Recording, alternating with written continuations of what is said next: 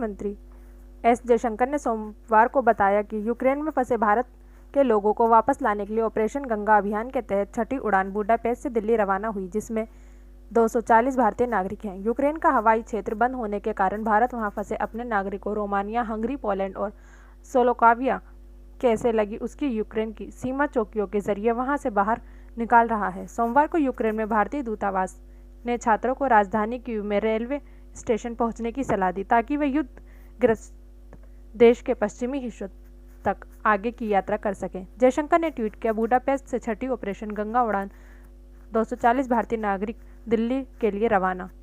इस बीच air India की 5वीं निकासी उड़ान यूक्रेन में फंसे 249 भारतीय नागरिकों को रोमानिया की राजधानी बुखारेस्ट से लेकर सोमवार सुबह दिल्ली पहुंची। शनिवार शाम 219 भारतीय नागरिकों को लेकर पहली उड़ान बुखारेस्ट से मुंबई पहुंची थी। दूसरी उड़ान 250 नागरिकों को लेकर रविवार तड़के दिल्ली पहुंची।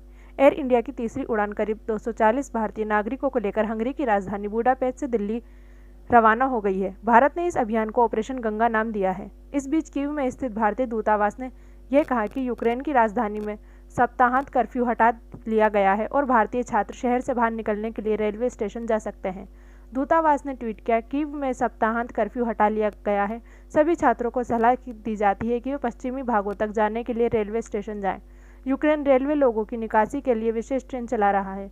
इससे पहले विदेश मंत्रालय के प्रवक्ता अरिंदम बागची ने पोलैंड और लिथुआनिया में भारतीय मिशन के ट्वीट को रिट्वीट किया, जिसमें कहा गया, यूक्रेन में फंसे भारतीयों को भीड़भाड़ वाले शहयाई से अन्य चौकियों की ओर जाने में मदद कर रहे हैं। उम्मीद करते हैं कि आज दिन में बाद में पोलैंड में उनका स्वागत करेंगे।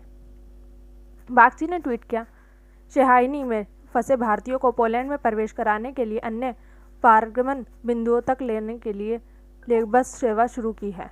वहीं युद्धग्रस्त यूक्रेन में फंसे भारतीय छात्रों को वहां से बाहर निकालने के प्रयासों को तेज करने के लिए केंद्र ने सोमवार को फैसला किया कि केंद्रीय मंत्री हरदीप सिंह पुरी, ज्योतिरादित्य सिंधिया, किरेन रिजिजू और वीके सिंह निकासी अभियान में समन्वय करने तथा छात्रों की मदद के लिए यूक्रेन के पड़ोसी देश में जाएंगे।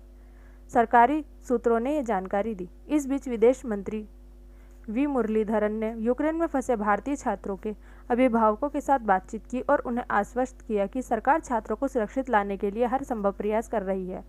मुरलीधरन ने ट्वीट किया, यूक्रेन में फंसे छात्रों के अभिभावकों से संपर्क किया जा रहा है। आश्वस्त किया जाता है कि सरकार छात्रों को सुरक्षित लाने के लिए हर संभव प्रयास कर रही है।